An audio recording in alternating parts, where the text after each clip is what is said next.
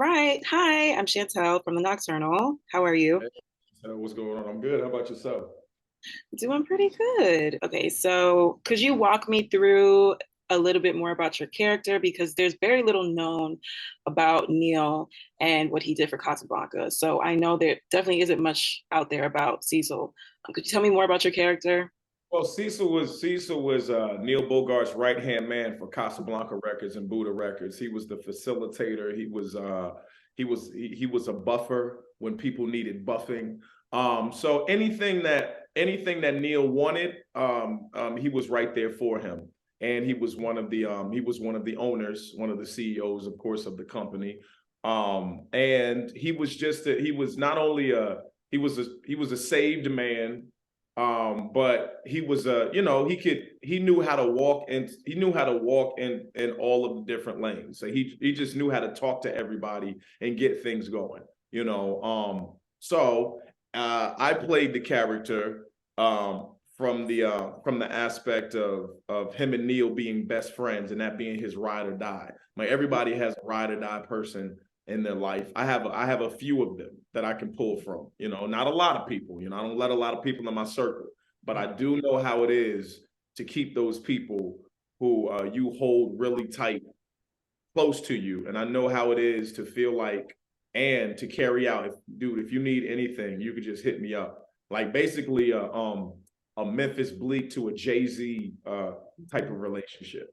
And I believe that's what Neil Bogart and Cecil Holmes had together. And Tim did a great job of just telling me that backstory, because I didn't get a chance to talk to Cecil, but I did hear about his character, and that's what I added. I put in there. So Yeah, I mean, you're definitely no stranger to celebrity impressions. Um, what was your favorite part about playing Cecil? I think my favorite part about playing Cecil was not having anything to go off of as far as physically or vocally an impression. Like, it was, I had to gather the data on the character, and then come up with it myself organically.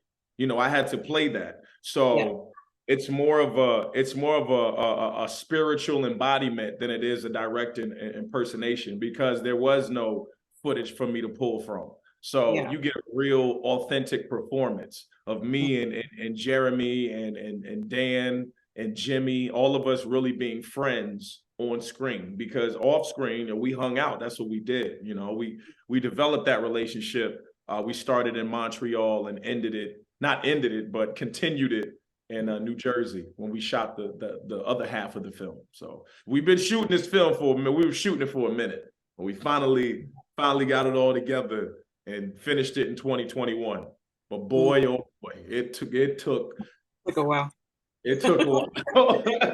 So my hope is that everybody gets a chance to see it, because not only was it a celebratory story for Casablanca, but for the cast as well. It was a ceremonious event for us, because we didn't even know if we were going to finish it. We finally did get a chance to finish it, and I think that Tim did a great job. So. Yeah, it seems like you guys had a pretty good relationship on set. Everyone seemed to have great chemistry. Could you tell me what your funniest memory from being on set is that you can recall? Um, I think the I think the funniest moment on set was there's a part in the movie with Dan Fogler where he does this thing where the executives try to come in, and he's got like I think he's got like the drum. Yeah, He's got yeah, the drum. He's like holding it like this, like back up. Like, the first yeah. time he did that, we just all started cracking up because he looked so crazy and he's so little with Yeah, it. He's like Tamba. You remember? I don't know if you remember the game Tamba, but it was this yeah. this little. You know what I'm talking about? He No, had I don't. I'm a okay. little young, but I get Look, where you're going with this.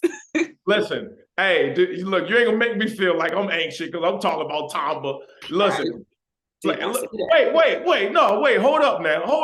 Now I got to I did ask. not say that. Now, that's Now I got not to my ask. words. Now I got to ask. What Okay, year were you born? 96. Oh, well, you ain't too. Tamba came out when it came out in 98. So that ain't nothing. You were 2. You remember it. I don't know about that, but that might have been before my time. But I get where you're going with that.